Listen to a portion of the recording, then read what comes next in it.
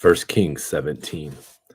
Now Elijah the Tishbite, who was of the settlers of Gilead, said to Ahab, "As the Lord, the God of Israel, lives, before whom I stand, surely there shall be neither dew nor rain these years except by my word." And the word of the Lord came to him, saying, "Go away from here and turn eastward, and hide yourself by the brook Cherith, which is east of the Jordan. And it shall be that you shall drink of the brook, and I have commanded the ravens to provide for you there." So he went and did according to the word of the Lord. He went and lived by the brook Cherith, which is in the east of Jordan. And the ravens brought him bread and meat in the morning, and bread and meat in the evening, and he would drink from the brook. And it happened after a while that the brook dried up, because there was no rain in the land. And then the word of the Lord came to him, saying, "Arise, go to Zarephath, which belongs to Sidon, and stay there.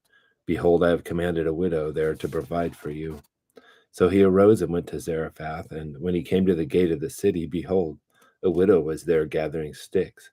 And he called to her and said, "Please get me a little water in a jar that I may drink."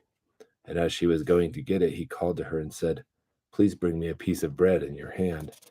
But she said, "As the Lord your God lives, I have no bread, only a handful of flour in the bowl and a little oil in the jar. And behold, I am gathering a few sticks that I may go in and prepare for me and my son, that we may eat it and die." Then Elijah said to her, "Do not fear. Go as you have said, but make me a little bread from the cake first, a little bread cake from it first, and bring it out to me. And afterward you may take one for yourself and one for your son. For thus says the Lord, the God of Israel, the bowl of flour shall not be exhausted, nor shall the jar of oil be empty until the day that the Lord sends rain on the face of the earth." So she went and did according to the word of Elijah, and she and her household ate for many days. The bowl of flour was not exhausted, nor did the jar of oil become empty, according to the word of the Lord which he spoke through Elijah.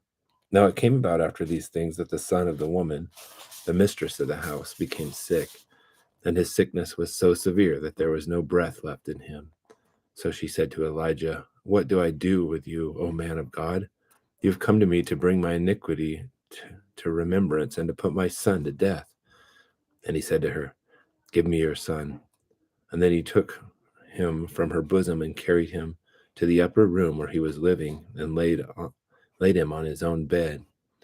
And then he called to the Lord and said, "O Lord my God, hast thou brought calamity to the widow with whom I am staying by causing her son to die?" And then he stretched himself upon the child 3 times and called to the Lord and said, "O Lord my God, I pray to thee, let this child's life return to him." And the Lord heard the voice of Elijah, and the life of the child returned to him, and he revived. And Elijah took the child and brought him down from the upper room into the house and gave him to his mother. And Elijah said, "See, your son is alive."